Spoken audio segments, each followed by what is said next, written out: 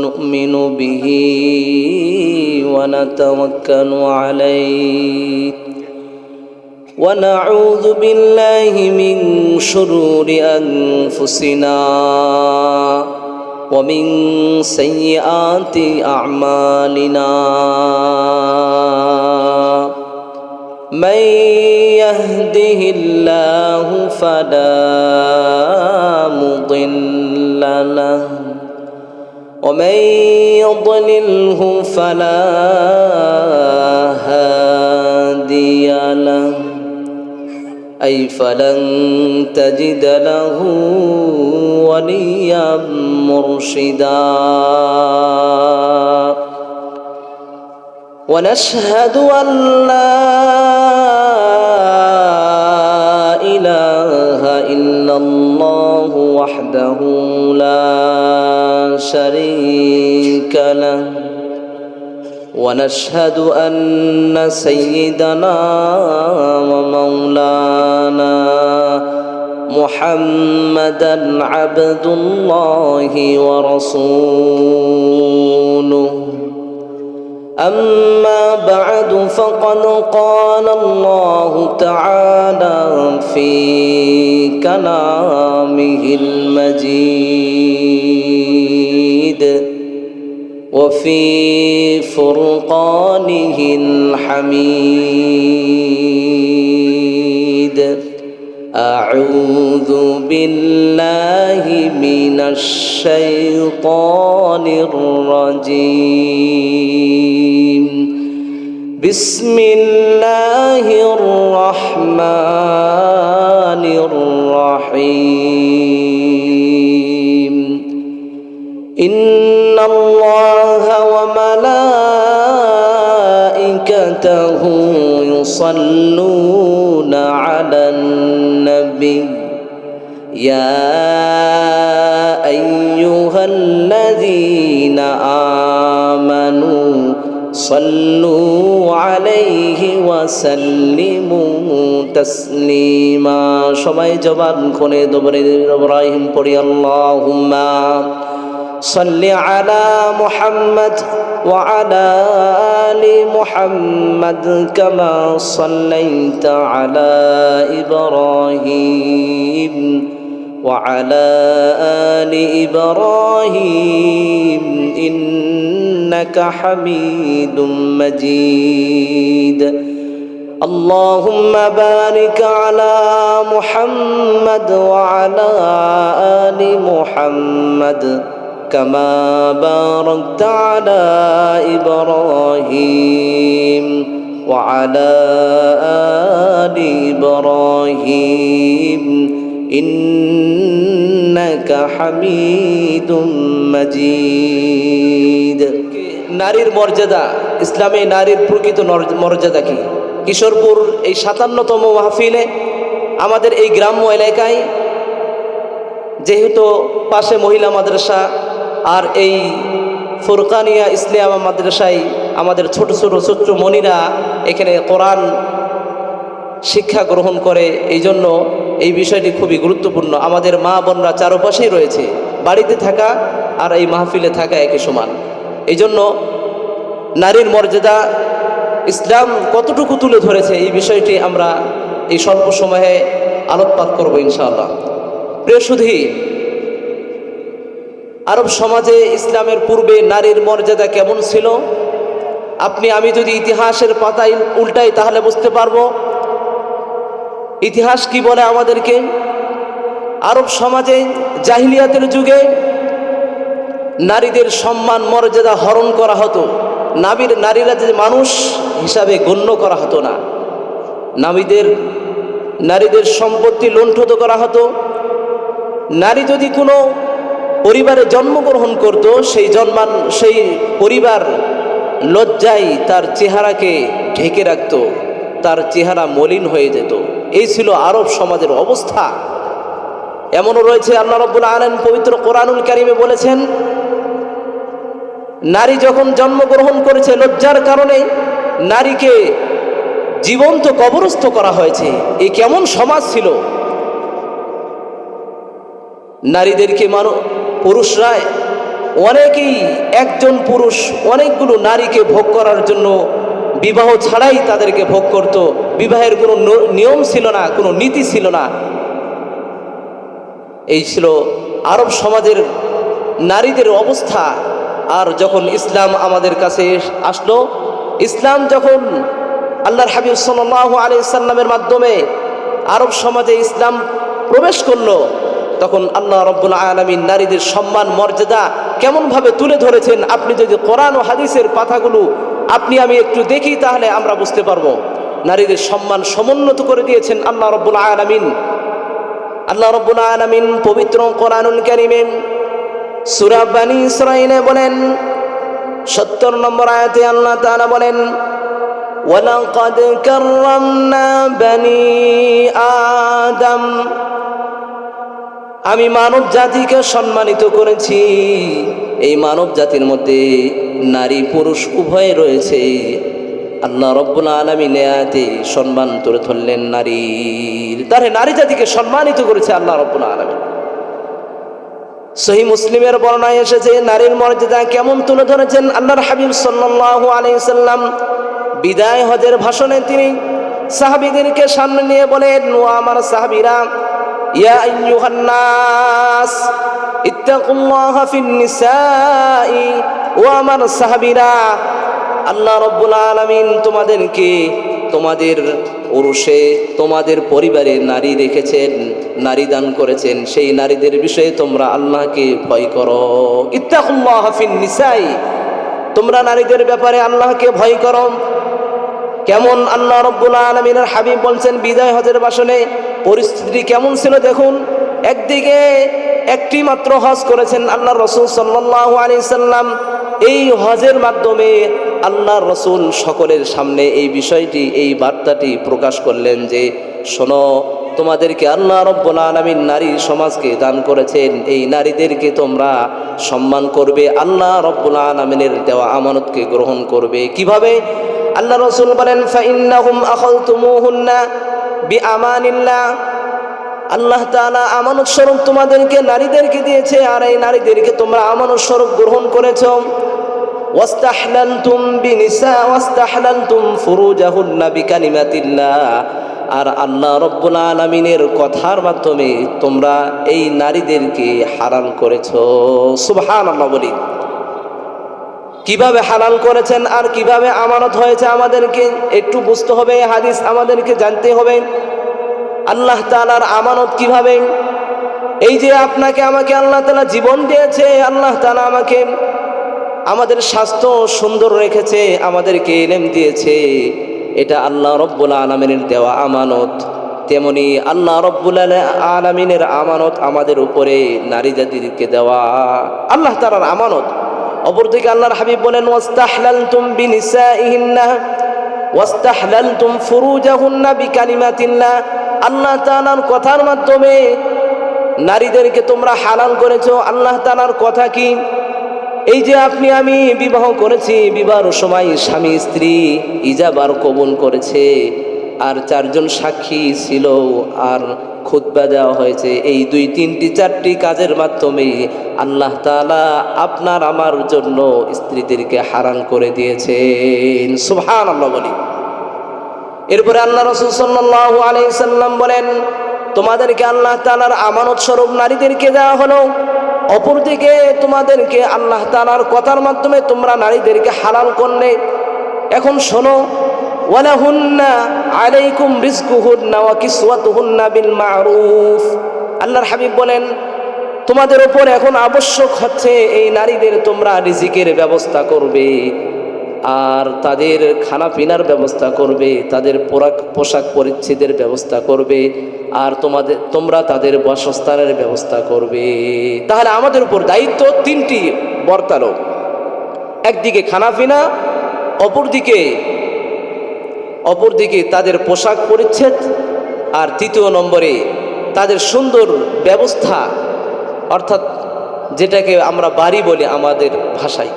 এই 3টি বিষয় আমাদের উপর আবশ্যক। আর আল্লাহর হাবিব শেষ মুহূর্তে বললেন, বিল মা'রুফ, তোমাদের জন্য নারীরা হালাল হয়ে গেল। আল্লাহ তাআলার আমানত পালে এখন তোমরা এই নারীদের বিষয়ে তোমরা কি করবে? তাদের সঙ্গে চলাফেরা করবে, উঠাবসা করবে, মিলামেশা করবে, ঘর সংসার করবে, পরিবার পরিজন চালাবে। এই অবস্থায় তাদের সঙ্গে সুন্দর আচরণ করবে, বিল মারুফ, সুন্দর আচরণ করতে হবে।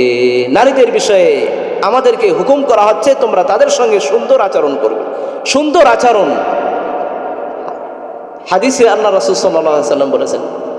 প্রিয় ভাইয়ারা আমার, আপনি আমি যদি নারীর সম্মান কেমনভাবে আল্লাহ তাআলা সমুন্নত করেছেন, যদি আপনি আমি নারীদেরকে মায়ের মর্যাদায় উন্নত করি এবং আপনি আমি যদি নারীদেরকে কন্যার স্তরে নিয়ে যাই, নারীদেরকে স্ত্রীর মর্যাদায় নিয়ে যাই, তাহলে তিনভাবে তাদের মর্যাদা আল্লাহর রাসূল সমুন্নত করে দিয়েছেন। সুবহানাল্লাহ বলি।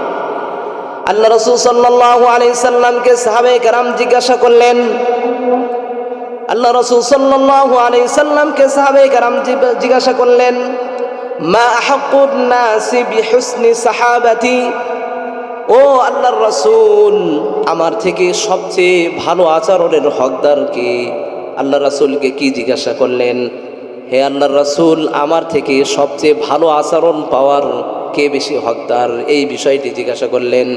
আল্লাহ রাসূল সাল্লাল্লাহু আলাইহি সাল্লাম সেই সাহাবীকে উত্তর দিলেন, উম্মুকা, তোমার মা। আল্লাহ রাসূলকে আবার জিজ্ঞাসা করলেন, অতঃপরকে? সুম্মা উম্মুকা, আল্লাহ রাসূল বলেন তোমার মা। আবার বললেন সুম্মা উম্মুকা, তোমার মা। এরপরে আল্লাহর হাবিবকে আবার জিজ্ঞাসা করলেন, আল্লাহর হাবিব বললেন চতুর্থবারে সুম্মা আবুকা। সুবহানাল্লাহ বলি। এই হাদিস থেকে কি বোঝা যাচ্ছে? আল্লাহ রাসূল সাল্লাল্লাহু আলাইহি সাল্লামকে জিজ্ঞাসা করা হলো, আমার থেকে সবচেয়ে বেশি ভালো ব্যবহার পাবার কে বেশি হকদার? আল্লাহর রাসূল প্রথমে বললেন তোমার মা, দ্বিতীয়বারে বললেন তোমার মা, তৃতীয়বারে বললেন তোমার মা, চতুর্থবারে বললেন তোমার বাবা। তাহলে দেখুন মায়ের মর্যাদা আল্লাহ জানা কেমনভাবে সমুন্নত করেছেন। তৃতীয়বার 1 থেকে 3 বার মায়ের কথা উল্লেখ করেছেন আর একবার বাবার কথা উল্লেখ করেছেন। এই হাদিস থেকে বোঝা যাচ্ছে আল্লাহ রাব্বুল আলামিন মায়ের সম্মান সমুন্নত করে দিয়েছেন। জোরে বলা যাবে নাকি সুবহানাল্লাহ? আরো জোরে বলি সুবহানাল্লাহ। অন্য হাদিসে এসেছে আল্লাহ রাসূল সাল্লাল্লাহু আলাইহি সাল্লাম বলেন, আল জান্নাতু তাহতা আকদামিল উম্মাহাত, জান্নাত মায়ের পদতলে। ও মুসলমান ভাইরা আমার, আপনার আমার সকলের মা আছে, কারো মা চলে গিয়েছে, কারো মা আছে। সকলের মায়ের নিচে আল্লাহ রাব্বুল আলামিন জান্নাত রেখে দিয়েছেন। চিন্তা করুন একটু, যেই জান্নাত পাওয়ার জন্য আপনি আমি দিনকে দিন রাতকে রাত আল্লাহ তাআলার হুকুম মান্য না করে আল্লাহ তাআলার হুকুম পালন করছি, আর আল্লাহ রাব্বুল আলামিন সেই মায়ের পদতলে জান্নাত রেখে দিলেন। সুবহানাল্লাহ। কম কথা, আল্লাহ রাব্বুল আলামিন মায়ের পদতলে জান্নাত রেখে দিয়েছেন। মায়ের সম্মানটা কোথায় রেখে দিলেন? মাথার উপরে না, পায়ের নিচে জান্নাত। মায়ের পায়ের নিচে জান্নাত। মায়ের মর্যাদা আল্লাহ তাআলা কিভাবে আল্লাহ রাসূল তুলে ধরেছেন। এভাবে কন্যা সন্তান যদি আমাদের থাকে, কন্যা সন্তান যদি আল্লাহ রাব্বুল আলামিন আমাদেরকে দান করে থাকে, কন্যা সন্তান, আল্লাহর হাবিব সাল্লাল্লাহু আলাইহি সাল্লাম হাদিসের মুবারকে বলেন, সহিহ মুসলিমের বর্ণনা এসেছে, মান আলা জারিয়াতাইনি হাত্তা তাবলুগা ইয়াউমাল কিয়ামাহ, যে বান্দা একটি থেকে 2টি অথবা 3টি কন্যা সন্তানের লালন পালন করলো, এ অবস্থায় তাদেরকে অন্য ঘর সংসারে তাদেরকে দিয়ে দিল, আল্লাহর হাবিব বলেন কিয়ামতের ময়দানে সেই ব্যক্তি আনা ওয়াহুয়া কাহাতাইন, আমার এই 2 আঙ্গুল আল্লাহর রাসূল দেখিয়ে দিয়েছেন, এই 2 আঙ্গুল যেভাবে কাছাকাছি, আমি আর সেই ব্যক্তি তার কন্যা সন্তানদেরকে লালন পালন করার জন্য কিয়ামতের ময়দানে এত কাছাকাছি থাকবো। সুবহানাল্লাহ বলি। কন্যা সন্তানের মর্যাদা কিভাবে আল্লাহ রাব্বুল আলামিন তুলে ধরলেন। কন্যা সন্তানকে লালন পালন করব, আর এর কারণে জান্নাতের ফয়সালা কে করে দিবে? সুবহানাল্লাহ, আল্লাহ রাব্বুল আলামিন। এমনি ভাবে স্ত্রীর মর্যাদায় যদি আপনি নারী জাতিকে স্ত্রীর মর্যাদায় নিয়ে আসেন, আল্লাহ রাব্বুল আলামিন তাদের মর্যাদাকে সমুন্নত করেছেন কিভাবে? আল্লাহ রাসূল সাল্লাল্লাহু আলাইহি সাল্লাম হাদিসে মুবারকে বলেন, খায়রুকুম খায়রুকুম লিআহলিহি, আল্লাহর রাসূল বলেন তুমি যে সম্মানিত, তুমি যে একেবারে ভালো পবিত্র, তোমার পরিচয় ভালো, তোমার তোমার তোমার যে তোমার যে চরিত্র সুন্দর, এটার সার্টিফিকেট কে দিবে? আল্লাহ রাসূল সাল্লাল্লাহু আলাইহি সাল্লাম বললেন, খায়রুকুম খায়রুকুম লিআহলিহি। তুমি যে তুমি সুন্দর চরিত্রের অধিকারী, তোমার সমাজ, তোমার পরিবার এই সার্টিফিকেট দিবে যে তুমি সুন্দর চরিত্রের অধিকারী। অর্থাৎ আপনি আমি যদি আমাদের স্ত্রীদের সঙ্গে সুন্দর ব্যবহার করি, তাদের সঙ্গে যদি সুন্দর আচরণ করি, আর তারা যদি বলে আমার স্বামী ভালো, আমার স্বামী উত্তম চরিত্রের অধিকারী, তাহলে আমাদের উত্তম চরিত্রর সার্টিফিকেট হয়ে যাবে। সুবহানাল্লাহ বলি। তিনটি উদাহরণ দিলাম হাদিস দ্বারা। মায়ের মর্যাদায় আল্লাহ রাব্বুল আলামিন জান্নাত দান করবেন। দ্বিতীয় নম্বরে কন্যা সন্তানকে লালন পালন করার কারণে আল্লাহ তাআলা তাদের কারণে জান্নাত নসিব করবেন। সুবহানাল্লাহ বলি। তৃতীয় নম্বরে আপনি আমি স্বামী হিসেবে যে সচরিত্র, এর সার্টিফিকেট দিবে আমাদের স্ত্রীরা, আমাদের মা বোনরা। দেখুন, একটু খেয়াল করে দেখুন, তিনটি উদাহরণ দ্বারা আমরা বুঝতে পারলাম নারীর সম্মানকে আল্লাহ রাব্বুল আলামিন কিভাবে সমুন্নত করেছেন। এই নারীর সঙ্গে সুন্দর আচরণ আপনার আমার করার প্রয়োজন আছে কি নাই? কথা বলুন। অবশ্যই আমাদেরকে সুন্দর আচরণ করতে হবে। আল্লাহ রাব্বুল আলামিন তাদের সঙ্গে কেমন আচরণ হবে?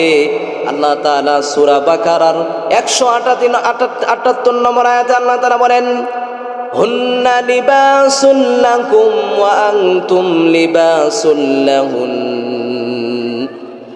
ও আমার বান্দারা, তোমরা যেমন নারীদের জন্য পোশাক স্বরূপ, তোমাদের নারীরা তোমাদের পোশাক স্বরূপ, তাহলে উভয়ের পোশাক স্বরূপ। পোশাকের সাথে স্বামী আর স্ত্রীর এই বন্ধনটা, এই পরিচিতা, এই সম্পর্কটা আল্লাহ তাআলা পোশাকের সাথে তুলনা করেছেন। হুন্না লিবাসুল লাকুম ওয়া আনতুম লিবাসুল লাহুন। তোমরা হচ্ছে তোমাদের স্ত্রীদের পোশাক, আর স্ত্রীরা তোমাদের পোশাক স্বরূপ। একটু খেয়াল করুন, আপনি আমি পোশাক পরিধান করি, এই পোশাক আমাদের কমপক্ষে 5টি উপকারিতা দান করে। প্রথম নম্বর, এই পোশাক আমরা পরিধান করি আমাদের শরীরে যেন, আমার শরীর যেন আবৃত থাকে, ঢেকে থাকে। এই পোশাককে আমরা পরিধান করি এই কারণেই যেন আমাদের শরীরটা সুন্দর আবৃত থাকে। একটু খেয়াল করুন, আপনার আমার স্বামী স্ত্রীর বন্ধনটা এমন হবে, স্বামী স্ত্রীর মাঝে যদি কোনো দুর্বলতা থাকে, কোনো অসন্তুষ্টপূর্ণ আচরণ থাকে, গোপন বিষয় থাকে, এই বিষয়গুলোকে স্বামী স্ত্রীর দায়িত্ব, একে অপরের দায়িত্ব, সকলেই ঢেকে রাখবে। উভয়ের দোষ ত্রুটি ঢেকে রাখতে হবে, আবৃত করে রাখতে হবে, কাউকে বলা যাবে না। স্বামী তার কোনো বন্ধু সার্কেলদের কাছে স্ত্রীর দুর্বলতাগুলো, স্ত্রীর ত্রুটিগুলো বলতে পারবে না। আল্লাহ রাব্বুল আলামিন নিষেধ করেছেন, এভাবে স্ত্রী তার বান্ধবীদের কাছে স্বামীর দুর্বলতাগুলো বলতে পারবে না। এটা আল্লাহ রাব্বুল আলামিন পোশাকের মাধ্যমে তুলে ধরলেন, 1 নম্বর বিষয়। দ্বিতীয় নম্বর, পোশাকের উপকারিতা কি? পোশাক আপনি আমি পরিধান করেছি আমাদের যেন শরীরের সৌন্দর্য বৃদ্ধি হয়, শরীরের সৌন্দর্য বৃদ্ধি পাবে, এই জন্য আপনি আমি পোশাক পরিধান করে থাকি। কোনো ব্যক্তি যদি কালো হয়, কোনো ব্যক্তি যদি লালচে হয়, কিন্তু সুন্দর পোশাক যদি পরিধান করে, একটা মেয়ে যদি কালো হয় এরপরে যদি সুন্দর পোশাক পরিধান করে, এই পোশাকের কারণে তাকে সুন্দর দেখা যায় কি যায় না? সুন্দর দেখা যায়। কথা বলেন, সুন্দর দেখা যায় না? সুন্দর দেখা যায়। তাহলে স্বামী স্ত্রীর সম্পর্কটা এমন হবে, একে অপরের সঙ্গে এমনভাবে বসবাস করবে, একে অপরের পরিপূরক, উভয়ের মাধ্যমে জীবনটা সুন্দর বানিয়ে দেবে আল্লাহ রাব্বুল আলামিন। সুবহানাল্লাহ বলি। তৃতীয় নম্বরে পোশাকের উদাহরণ, পোশাক আমাদের সুরক্ষা দেয়। এই যে গরমের সময় আমরা পোশাক পরিধান করেছি, পাতলা পোশাক, যাতে উপর থেকে বাতাস আমাদের শরীরে ঢুকে, আবার শীতের সময় আমরা উষ্ণ গরমের পোশাক পরিধান করে থাকি, মোটা পোশাক পরিধান করে থাকি, যাতে আমাদের শরীরগুলো সুরক্ষা দেয় কি দেয় না? এই জন্যই আমরা পোশাক পরিধান করি, সুরক্ষা যেন দেয় আমাদের শরীরকে। তেমনিভাবে স্বামী স্ত্রী এমন হবে, স্বামী স্ত্রী সংসার করতে যায়, কখনো দুঃখ হবে, কখনো বিভিন্ন ঝামেলা আসবে, কখনো স্বামী গুনাহের কাজে লিপ্ত হয়ে যেতে পারে, স্ত্রী গুনাহের কাজে লিপ্ত হয়ে যেতে পারে, কিন্তু উভয়ে একসঙ্গে সংসার করার কারণে আল্লাহ রাব্বুল আলামিন উভয়ের মাঝে এই সম্পর্কটা পোশাকের মতো সুরক্ষা করে দেন। সুবহানাল্লাহ বলি। এই হচ্ছে পোশাকের উপকারিতা। তাহলে পোশাকের সঙ্গে আপনার আমার সম্পর্ক, স্বামী স্ত্রীর যে সম্পর্ক, এটা আল্লাহ রাব্বুল আলামিন তুলে ধরলেন। কত সুন্দর! এত পৃথিবীর মধ্যে অনেক উদাহরণ রয়েছে, কিন্তু সব উদাহরণকে বাদ দিয়ে আল্লাহ রাব্বুল আলামিন পোশাকের উদাহরণ তুলে ধরলেন। মুসলমান ভাইয়েরা আমার, এই যে আল্লাহ রাব্বুল আলামিন স্বামী স্ত্রীর মাঝে কেমন সম্পর্ক দান করলেন, আল্লাহ রাব্বুল আলামিন পবিত্র কোরআনুল কারীমে 21 নম্বর পারা সূরা রুমের 10 নম্বর আয়াতে আল্লাহ রাব্বুল আলামিন তুলে ধরেছেন। আল্লাহ রাব্বুল আলামিন বলছেন, ومن آياته أن خلق لكم من أنفسكم أزواجا لتسكنوا إليها وجعل بينكم مودة ورحمة। আল্লাহ রাব্বুল আলামিন বলছেন, ও আমার বান্দারা, আমার নিয়ামত রাজির মধ্যে অনেকগুলো নিয়ামত রয়েছে। এর মধ্যে একটি নিয়ামত হচ্ছে আন খালাকা লাকুম মিন আনফুসিকুম আজওয়াজা, আমি তোমাদের থেকে তোমাদের স্ত্রীকে বানিয়েছি। সুবহানাল্লাহ বলি, আরো জোরে বলি সুবহানাল্লাহ। আল্লাহ রাব্বুল আলামিন এরপরে বলছেন, লিতাসকুনু ইলাইহা, ও বান্দা তুমি সকাল থেকে সন্ধ্যা পর্যন্ত পরিশ্রম করে তুমি তোমার বাসার মধ্যে যাও। তুমি চাকরি বাকরি ছেড়ে তুমি অফিস থেকে বাসার মধ্যে যাও, ব্যবসা বাণিজ্য করে তুমি সন্ধ্যার সময় বাসায় ফেরো, কৃষি কাজ করে তুমি বাসায় ফেরো। এরপরে তোমার স্ত্রী তোমার সামনে এক পেয়ালা পানি এনে দেয়, তোমার সঙ্গে একটু সুন্দর আচরণ করে, একটু মুস্কি হাসি দিয়ে তোমার সঙ্গে কথা বলে। এইতে তোমার সারা দিনের পেরেশানি আল্লাহ রাব্বুল আলামিন দূর করে দেন। সুবহানাল্লাহ বলি, কি সম্পর্ক আল্লাহ তাআলা দান করেছেন। আপনি পৃথিবীর মধ্যে কোথাও শান্তি পাবেন না। আল্লাহ রাব্বুল আলামিন স্বামী স্ত্রীর মধ্যে শান্তিটা কেমন জুড়ে দিয়েছেন। আল্লাহ তাআলা বলছেন, লিতাসকুনু ইলাইহা, আপনি আমি এতগুলো পেরেশানি করলাম, এতগুলো কাজ কাম করলাম, সমাজ পরিচালনা, পরিবার পরিচালনা, বিভিন্ন চাকরি বাকরির ঝামেলা থেকে আপনি যখন মুক্ত হয়ে আপনি আমি স্ত্রীর কাছে যাই, স্ত্রী তখন ভালো আচরণ করে, তখন আমাদের সম্মান বাড়িয়ে দেয় কে? আল্লাহ রাব্বুল আলামিন সম্মান বাড়িয়ে দেন, আর তখনই আপনি আমি প্রশান্ত পাই। কিন্তু আমাদের সমাজ এমন উল্টো হয়ে গেছে। পর্দার অন্তরের মা বোনেরা শুনতেছেন, তারা এই বিষয়টি খেয়াল রাখার দরকার। স্বামী যখন বাজার থেকে আসে, স্বামী যখন মাঠ থেকে আসে, স্বামী যখন চাকরি বাকরি থেকে আসে, এই অবস্থায় স্বামীর সঙ্গে খারাপ আচরণ করা যাবে না।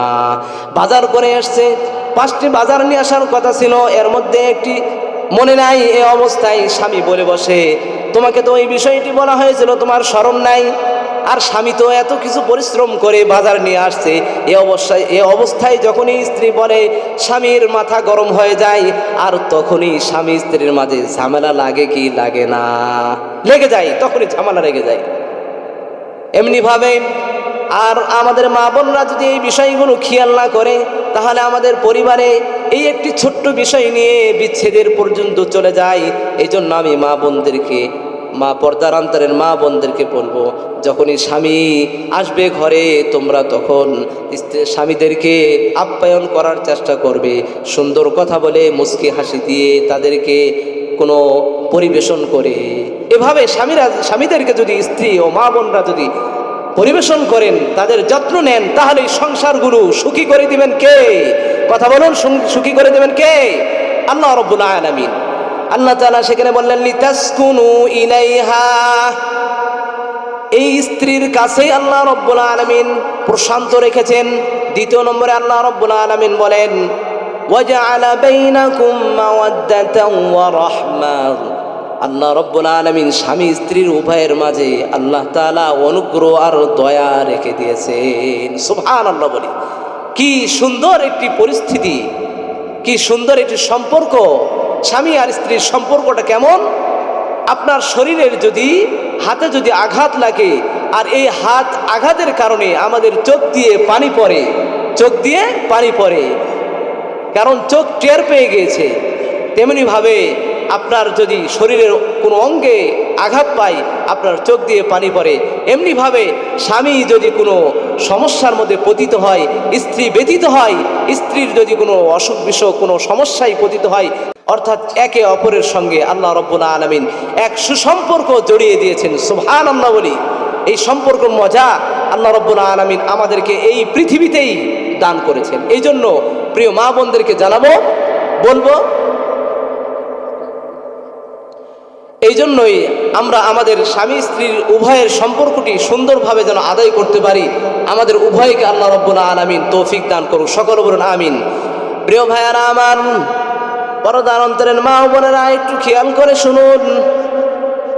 কোনো স্বামী কোনো স্ত্রী যদি একে অপরের গোপন বিষয়গুলো কারো কাছে বলিয়ে দেয়, আল্লাহর হাবিব সাল্লাল্লাহু আলাইহি সাল্লাম সহিহ মুসলিমের বর্ণনায় সতর্ক করছেন।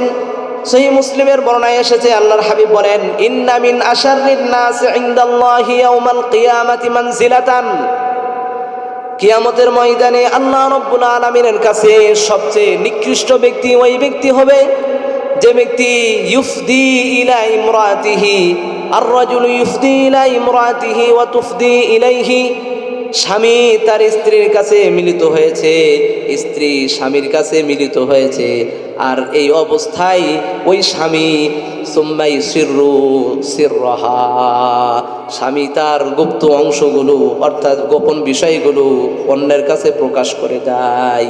যে ব্যক্তি, যে স্বামী আর স্ত্রী উভয়ের বিষয়ে গোপন বিষয়গুলো অন্য তৃতীয় শ্রেণীর ব্যক্তির কাছে বলে দিবে, আল্লাহ রাব্বুল আলামিনের কাছে কিয়ামতের ময়দানে ওই স্বামী স্ত্রী সবচেয়ে নিকৃষ্ট হয়ে উঠবে। নাউজুবিল্লাহ বলি সকলে। কত কঠিন কথা বলছেন। এই জন্য আমাদের মা বোনরা এমন ঘটে, আমরা যখন আমাদের স্বামীরা চলে যায় বাজারে অন্য কোথাও, তখন আমরা ভাবিদের কাছে, বোনদের কাছে, বিভিন্ন আমাদের মা বোনরা একাকার হয়ে বিভিন্ন এই কথাগুলো আমরা বলতে থাকি। এই বিষয় থেকে আমরা বিরত থাকব। আর আমাদের যুবক শ্রেণীর যে ভাইয়েরা রয়েছেন, যারা স্বামী রয়েছেন, তাদের বিষয়টা এমন ঘটে, বন্ধু বান্ধবের সঙ্গে এগুলো কি করে থাকে, শেয়ার করে থাকে। এ থেকে বিরত থাকতে হবে, নাহলে আমাদের সম্মান, আমাদের মর্যাদা আল্লাহ রাব্বুল আলামিন নষ্ট করে দিয়ে কিয়ামতের ময়দানে আল্লাহ তাআলা নিকৃষ্ট হিসাবে আমাদেরকে উত্থিত করবেন। সম্মানিত ভাইয়েরা আমার, এই জন্য স্বামীর মর্যাদা জানতে হলে স্ত্রীদেরকেও সতর্ক হতে হবে। আল্লাহ রাব্বুল আলামিন স্ত্রীদেরকে সম্মান করতে বললেন স্বামীদেরকে। আল্লাহ তাআলা পবিত্র কোরআনুল কারীমে এই বিষয়টি গ্রহণ করার, উপদেশ গ্রহণ করার কথা বলেছেন। আল্লাহ রাব্বুল আলামিনের হাবিব সাল্লাল্লাহু আলাইহি সাল্লাম হাদিসের মাঝে বলেন, ইস্তাউসু বিন নিসাই খায়রান, ওয়া আমার সাহাবীরা, তোমরা কল্যাণকর উপদেশ গ্রহণ করো স্ত্রীদের বিষয়ে। কি বলেন আল্লাহর হাবিব? সাহাবীদেরকে তোমরা কল্যাণকর বিষয়, কল্যাণকর নসিহত তোমরা কি করো, গ্রহণ করো স্ত্রীদের বিষয়ে। আল্লাহর হাবিব সাল্লাল্লাহু আলাইহি সাল্লাম সাহাবীদেরকে এই কথাটি বললেন। প্রিয় ভাইয়ারা আমার, দেখুন আমাদেরকে উপদেশ গ্রহণ করার কথা বললেন কে? আল্লাহ রাব্বুল আলামিনের হাবিব। কাদের বিষয়ে? স্ত্রীদের বিষয়ে। তাহলে স্ত্রীদের বিষয়ে উপদেশ গ্রহণ এর সবচেয়ে গাইডলাইন কি? কোরআনুল কারীম, পবিত্র কোরআনুল কারীম। আল্লাহ রাব্বুল আলামিন উপদেশ গ্রহণ করার জন্য কোরআনুল কারীমকে আমাদেরকে দিয়েছেন। আল্লাহ রাব্বুল আলামিন বলেন, হাযা বায়ানুল লিন-নাসি ওয়া হুদাও ওয়া মাউইযাতুল লিল মুত্তাকিন। আল্লাহু আকবার। আল্লাহ রাব্বুল আলামিন বলছেন, হাযা বায়ান, এই কোরআন হচ্ছে উপদেশ। হাযা বায়ানুল লিন-নাস, মানুষদের জন্য উপদেশ কোরআনুল কারীম। হুদাও ওয়া মাউইযাতুল লিল মুমিনিন, মুমিনদের জন্য উপদেশ। তাহলে দেখুন, কোরআন থেকে আমাদেরকে উপদেশ গ্রহণ করতে হবে। কোরআন আমাদেরকে কি উপদেশ দেয়? স্ত্রীদের বিষয়ে উপদেশ দিচ্ছে আল্লাহ রাব্বুল আলামিন।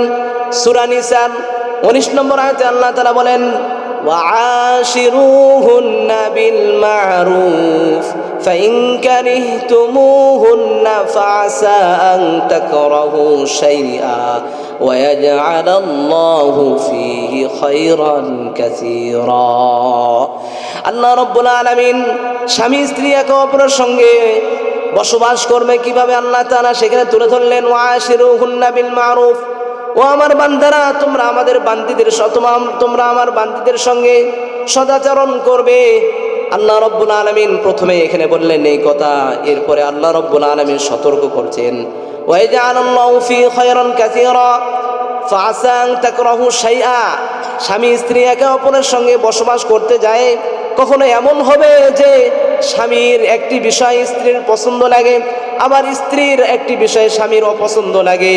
এমন হয় কি হয় না? হয়। এই অবস্থায় আল্লাহ রাব্বুল আলামিন আমাদেরকে উপদেশ দিচ্ছেন যে ও আমার বান্দা, তুমি তোমার স্ত্রীর যদি 10টি গুণ থাকে, এর মধ্যে যদি তার 2টি গুণ খারাপ থাকে, তাহলে 8টি গুণ ভালো আছে, তুমি সেই দিকে দৃষ্টিপাত করো। কারণ স্বামী স্ত্রীর মাঝে এই সমস্যাগুলো থাকতেই পারে।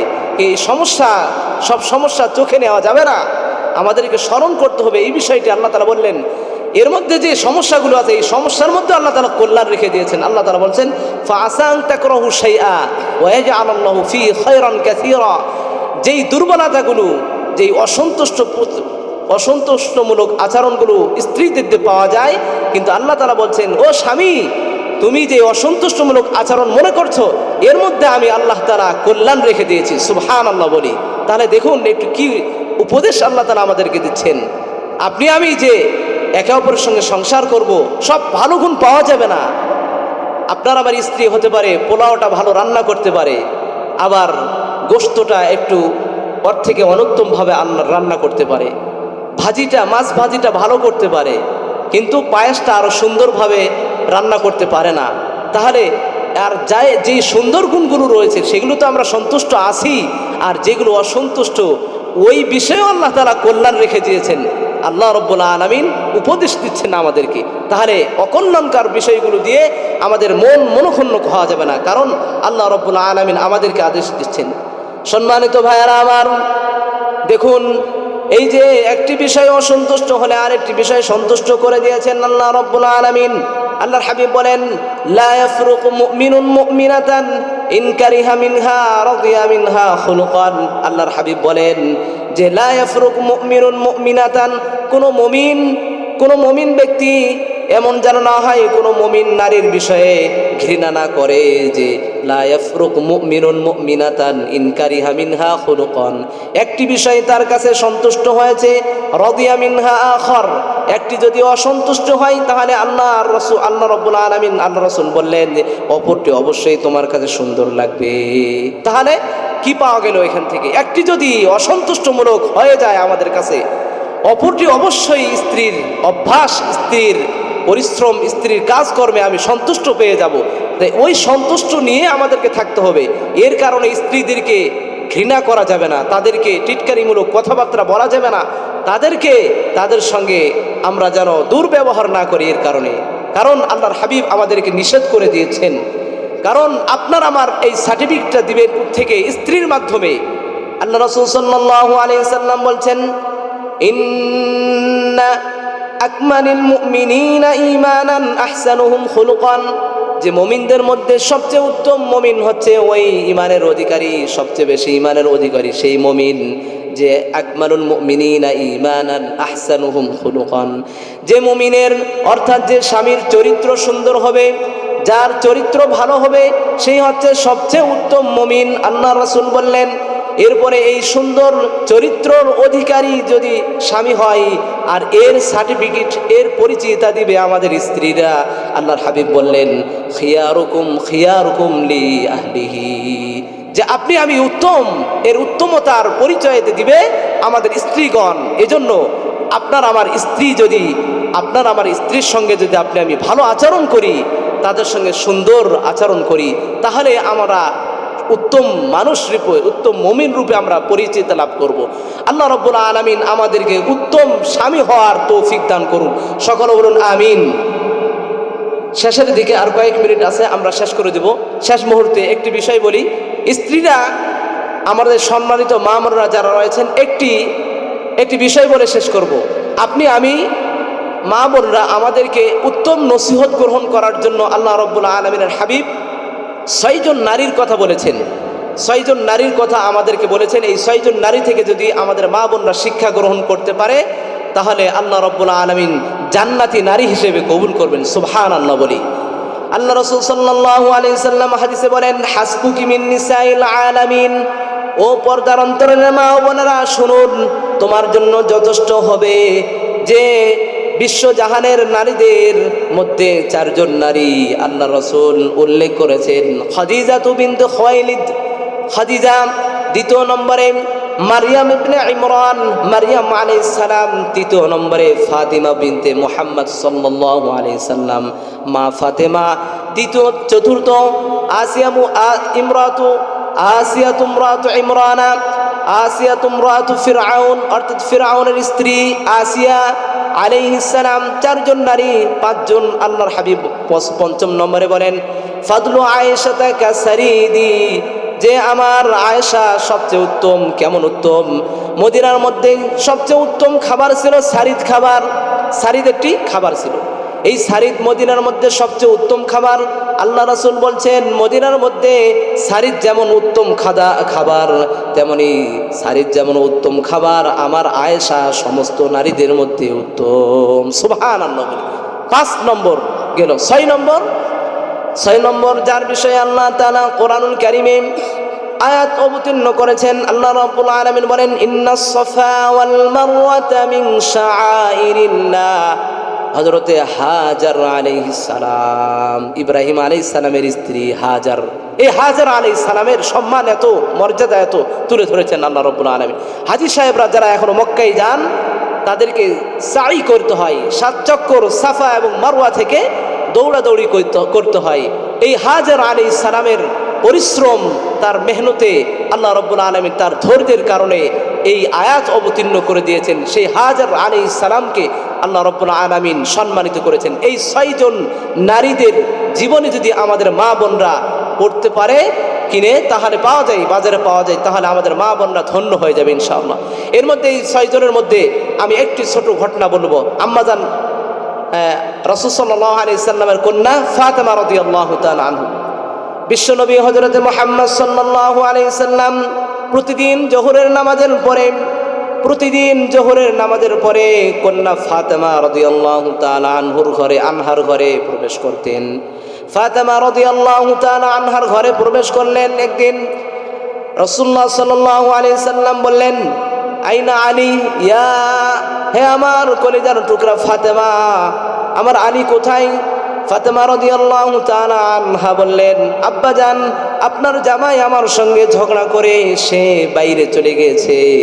আল্লাহ রাসূল সাল্লাল্লাহু আলাইহি সাল্লাম বললেন, খবরদার ও কলিজার টুকরা, ও নয়নের মণি, তুমি আমার কন্যা ঠিক আছে, তুমি যদি স্বামীকে অসন্তুষ্ট করো কিয়ামতের ময়দানে তুমি আমার কন্যা হিসাবেও আমি তোমাকে জাহান্নাম থেকে মুক্তি করতে পারবো না।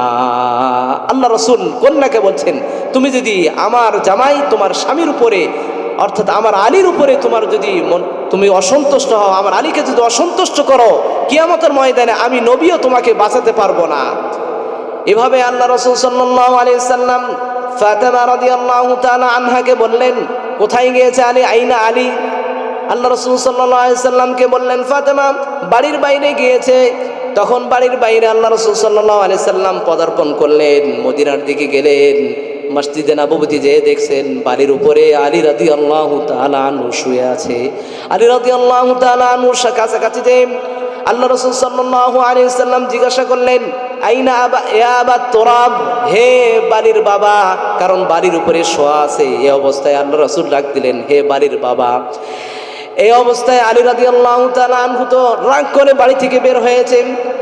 শ্বশুরের কথা শুনছে কিন্তু সাড়া দিচ্ছে না, তাকাচ্ছে না, এদিক সেদিক তাকাচ্ছে। রাসূলুল্লাহ সাল্লাল্লাহু আলাইহি সাল্লাম সামনে যেয়ে আলী রাদিয়াল্লাহু তাআলা আনহুর সামনে যেয়ে খাপটি মারে হাতটি ধরলেন। ধরার পরে বললেন, ইয়া আলী, চলো আমার সঙ্গে। আলী রাদিয়াল্লাহু তাআলা আনহুকে জিজ্ঞাসা করলো, কি হয়েছে তোমার? এভাবে কোনো কথা বললেন না, হাত ধরে তাকে ফাতেমা রাদিয়াল্লাহু তাআলা আনহার ঘরে নিয়ে গেলেন। নিজে খাটের মধ্যে শ্বশুর, মেয়ে আর জামাইকে শুয়ে মাঝখানে তিনি শুয়ে গেলেন। সুবহানাল্লাহ বলি। দুইজনকে দুই সাইডে শুয়ে মাঝখানে শ্বশুর শুয়ে গিয়েছেন। কি রোমান্টিক অবস্থা! এই অবস্থায় শ্বশুর বাবাজি মুহাম্মদ সাল্লাল্লাহু আলাইহি সাল্লাম তিনি গল্প করছেন, তিনি তাদেরকে গল্প শোনাচ্ছেন। আর মুহূর্তের মধ্যে আল্লাহ রাব্বুল আলামিন এই অবস্থা দেখে খুশি হয়ে গেলেন। সুবহানাল্লাহ। দেখুন, স্বামী স্ত্রীর মাঝে একটা ঝামেলা বেজে গেছে। এই অবস্থায় আল্লাহ রাসূল সাল্লাল্লাহু আলাইহি সাল্লাম দুইজনকে কিভাবে মীমাংসা করে দিলেন আমি শেষ করে দিচ্ছি। আমাদের যারা পিতাতুল্য রয়েছে, আমাদের পরিবারদের যারা মাথা রয়েছে, আমাদের স্বামী স্ত্রীর যারা গার্জিয়ান রয়েছে তাদেরকে এই বিষয়টি খেয়াল রাখতে হবে। স্বামী স্ত্রীর মাঝে ঝামেলা হতেই পারে, এই ঝামেলার ক্ষেত্রে আমাদের যারা মাতা রয়েছে তারা অবশ্যই আল্লাহ রসুল যেভাবে তাদের মাঝে মীমাংসা করে দিলেন এভাবে আমাদের পরিবারকেও মীমাংসা করে দিতে হবে। আল্লাহ রাব্বুল আলামিন যতটুকু বললাম যতটুকু শুনলাম আমাদেরকে তৌফিক আমল করার তৌফিক দান করো। সকল বলুন আমিন। ওয়া আখিরু দাওয়ানা আলহামদুলিল্লাহি রাব্বিল আলামিন।